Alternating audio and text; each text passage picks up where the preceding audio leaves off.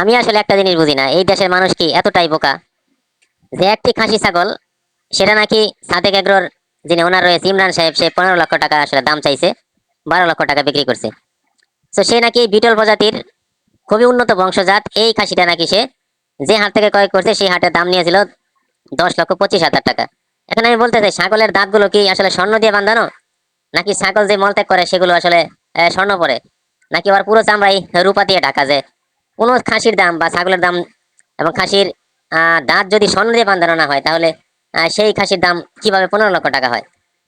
একটা জিনিস কল্পনা করা যায়, এরা মানুষের সব কণারকে কিভাবে ব্যবহার করতেছে। এবং এবং দেখেন একজন রাজস্ব কর্মকর্তা, সরকারি কর্মকর্তার ছেলে ইফাত না কি যেন নাম, সেই ছাগলটা ক্রয় করছে এবং ক্রয় করার পর ছাগলটা কিন্তু অগ্রিম বায়না করে গেছে, ছাগল নিয়ে যায় নাই।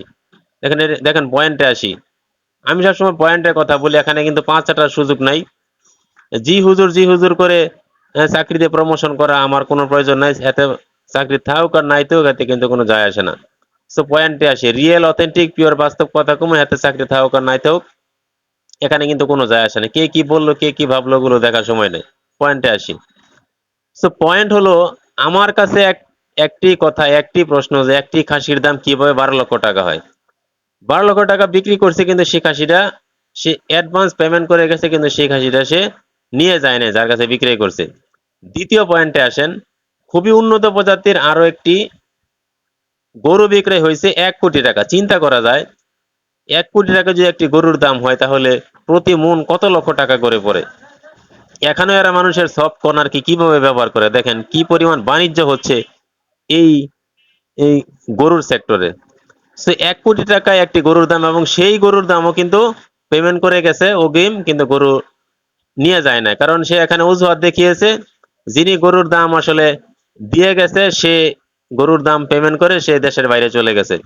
এখনো আমার কাছে মনে হচ্ছে সাদেক এগ্রোর ইমরান সাহেব এখনো কিন্তু সে চালাকি করেছে। গরু এবং খাসি দুটি বিক্রি হয়েছে, কিন্তু গরুর এবং খাসির দাম পেমেন্ট করে গেছে, কিন্তু তারা গরু এবং খাসিগুলো নিয়ে যায় নাই। আমার কাছে মনে হয় এটা একটা চালাকি। আর দেখেন, গরুর হাটগুলোতে কিন্তু গরুর হাসিল দিতে হয়, আর ইমরান সাহেব কিন্তু সেখানে কোনো হাসিল ছাড়াই একচেটিয়া গরুর এই বাণিজ্য এবং গরুর ব্যবসা করে যাচ্ছে। সো এই ধরনের খামারিদেরকে যদি রোখা যায়, তাদেরকে যদি নিয়ন্ত্রণ করা যায়, তাহলে গরুর মাংসের দাম 400 থেকে 500 টাকায় চলে আসবে। আর দেখেন, আমরা রাসেল ভাইপারের ভয়ের আতঙ্কে আছি, এরা তো রাসেল ভাইপারের থেকে